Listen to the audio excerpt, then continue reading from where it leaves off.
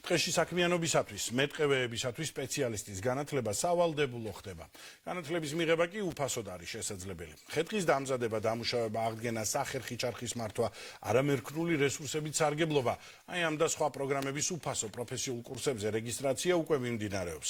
ამ თემაზე სასაუბროდ კი ეროვნული სატყეო სააგენტოს უფროსის მოადგილე ნათია იორდანიშვილი შემოგვერდება მაესტრო რეგიონების სტუდიაში. მოგესალმებით, ქალბატონო ნათია, ძალიან დიდი მადლობა თქვენი დროისათვის და სტუდიაში სტუმრობისათვის. მოგესალმებით, მივესალმები მაყურებელს და მადლობა თქვენ მოწვევისთვის და თემით დაინტერესებისთვის. ძალიან საინტერესო თემაა და სიახლეა ეს თქვენი სააგენტოსათვის.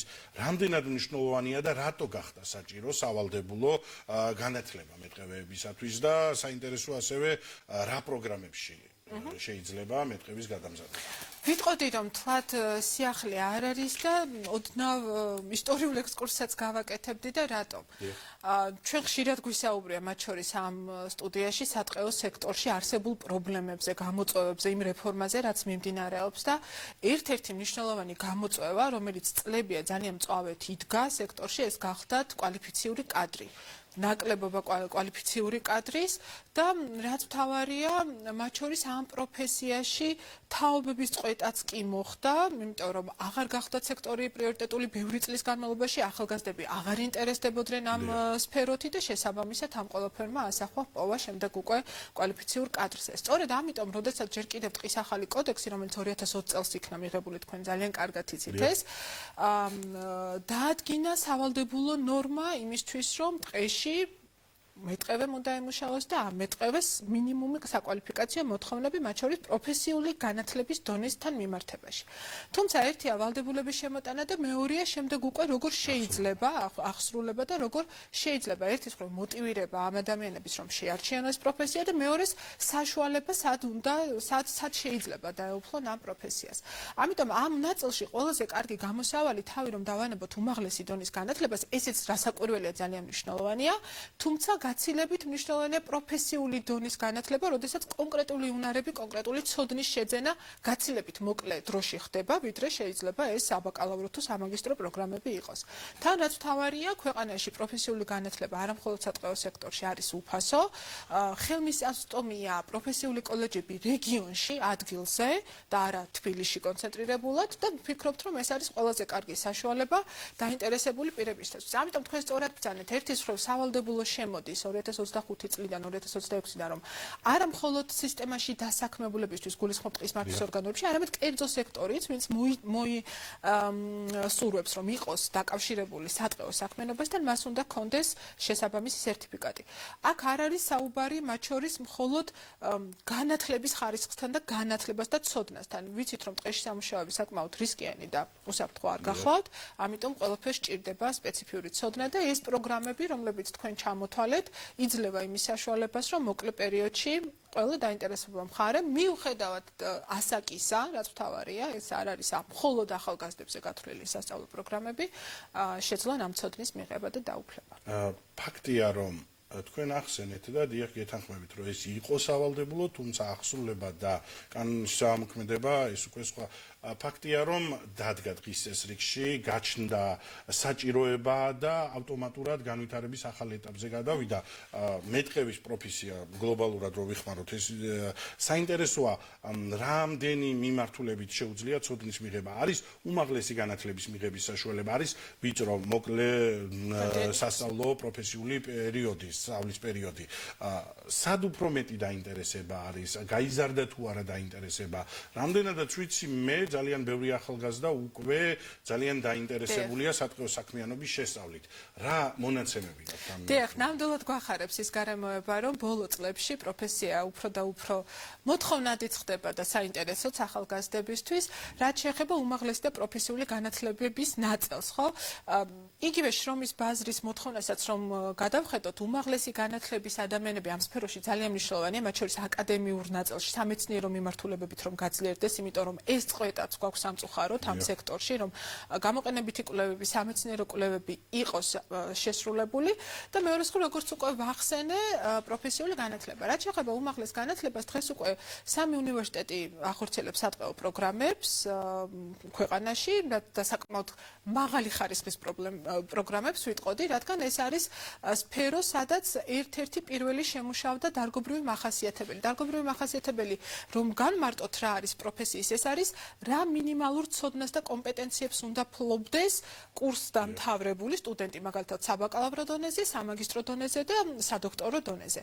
ეს მახასიათებლები და კრიტერიუმები არის როგორც ეროვნულ საჭიროებებს მორგებული, ასევე გათვალისწინებულია ყველა საერთაშორისო საუკეთესო გამოცდილება და შემდეგ უკვე უნივერსიტეტები თავიანთ კურიკულუმებს და პროგრამებს აგებენ ამ დარგობრივ მახასიათებლებს. ანუ ხარისხის ნაწილი დაცულია, გარანტირებულია ამ კუთხით და რაც შეეხება პროფესიულ განათლებას, ეს უფრო მნიშვნელოვანია სხვათა შორის, რომ გაცილებით ბევრი პროფესიული განათლების მქონე, ანუ კონკრეტული სპეციალისტები გვჭირდება ქვეყანაში და ეს მოთხოვნა მზარდი იქნება სექტორის განვითარებასთან ერთად. აქ ჩვენს პარტნიორებთან ერთად 2016 წელს დავიწყეთ ჯერ კიდევ სატყეო საქმის სპეციალისტის გრძელვადიანი პროგრამის მომზადება და შემდეგ უკვე ამ პროგრამის მომზადებასთან ერთად და დანერგვასთან ერთად ქვეყანაში 9 კოლეჯმა დაიწყო ამ პროგრამის განხორციელება, გაჩნდა იდეა შემუშავებულიყო მოკლევადიანი კურსები. ესეც ჩვენი პარტნიორების დახმარებით, არა მხოლოდ საერთაშორისო პარტნიორების დახმარებით, არამედ ჩართულია, რასაკვირველია, იგივე უნარების სააგენტო მათი შრომის და მონდომების გარეშე ნამდვილად ვერ მოხდებოდა ეს ყველაფერი და ასეთ შედეგებამდე ვერ მივიდოდით და ახლა უკვე 3 მოკლევადიანი პროგრამა შემუშავდა ხე-ტყის დამზადების მიმართულებით, სადაც მსმენელები ბენზოხერხის უსაფრთხო მოხმარებიდან დაწყებული ყველა იმ პროცესს, რაც ამ ბიზნეს პროცესებს უკავშირდება, შეისწავლიან. ასევე არის არამერქნული რესურსების მოპოვება, ჩვენ ვფიქრობთ, რომ ეს ბაზარი არის ძალიან საინტერესო და განსაკუთრებით რეგიონში კერძო სექტორია, ძირითადი სამიზნე მაჩვენებელი ჩვენთვის მიღმა ჩვენი თანამშრომლებისა, რომლებსაც შეუძლიათ რომ დაიწყონ ბიზნესი, მათ შორის არამერქნული რესურსებით წარმოების, გადამუშავების თუ მარკეტინგის მიმართულებით და არის ასევე სახერხი ჩარხის ოპერატორი, რადგან რა იყო კიდე მიზანი ამ 3 პროგრამის, რომ არა მხოლოდ ცოდნის ნაწილში და კვალიფიციური კადრის გამოსდა, არამედ ესეთი ღირებულებების სექტორთან დაკავშირებული ღირებულებების ჯაჭვის განვითარების თვალსაზრისით, რაც ეკონომიკურ შემოსავლებს უფრო მეტად დააგენერირებს, უფრო მეტ საშუალებას მისცემს სოფლად მაცხოვრებელ ადამიანებს, რომ თავიანთი ნიშა იპოვნონ დღესთან დაკავშირებულ საქმიანობაში. საინტერესოა ვამბობდით, რომ სპეციალისტების დეფიციტი იყო ყოველთვის, ივსება ეს დეფიციტი, რა ეტაპზეა ამ დროისათვის სპეციალისტების რაოდენობა, როგორ განისაზღვრება ქვეყანაში, თქვენ სექტორში, არის უკვე საკმარისი სპეციალისტი თუ ჯერ კიდევ ჯერ რასაკვირველია, საკმარისი სპეციალისტები არ ყავს, თუმცა როგორც უკვე ვახსენე, საკმაოდ მზარდია დაინტერესება, გაიზარდა, მე როგორც მოხდა ინფორმაცია, სტუდენტთა რაოდენობა უმაღლეს დაწესებულებებშიც და მზარდია მოთხოვნა პროფესიული კურსების რეგისტრაციისას.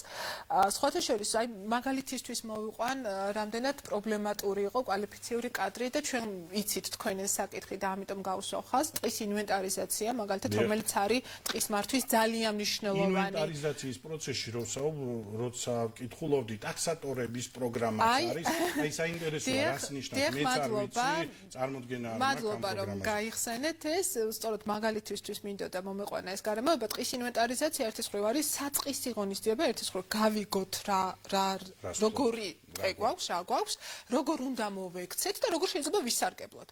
ტყის ინვენტარიზაციას აკეთებს უმაღლესი განათლების მეტყევე ტაქსატორი ქვია ასეთ სპეციალისტს, თუმცა და წლების განმავლობაში ჩვენ პრობლემების ნაწილში გვისაუბრა, რომ აი ჩვენ არ გვაქვს განახლებული რაოდენობრივი და ხარისხობრივი მაჩვენებლები ჩვენი ტყეების შესახებ და ეს არის ნამდვილად პრობლემა და ასე შემდეგ.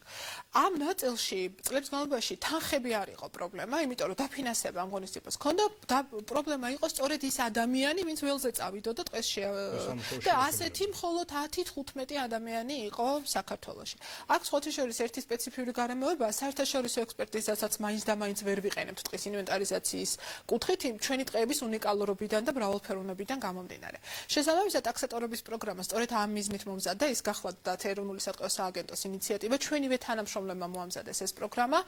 ჩვენივე თანამშრომლები არიან ახლა მასწავლებლები და ახორციელებს ჩვენ სისტემაში შემავალი გარემოსდაცვითი ინფორმაციებისა და განათლების ცენტრი. ამ პროგრამამ შეუწყო ხელი სხვათა შორის როგორც მითხრეს ჩვენმა კოლეგებმა უმაღლესი დაწესებულებებიდან ინტერესის გაჩენას, რადგან აქ გადამზადებული ადამიანები პირდაპირ იღებდნენ კონტრაქტს ჩვენთან და მიდიოდნენ ტყის ინვენტარიზაციის საველე სამუშაოებზე და ისინი თუ ეროვნულ სატყეო სააგენტოში არა, დღესაც გარანტირებულად არიან დასაქმებულები კერძო კომპანიებში, რომლებიც ჩვენ სერვისებს გვაწვდიან.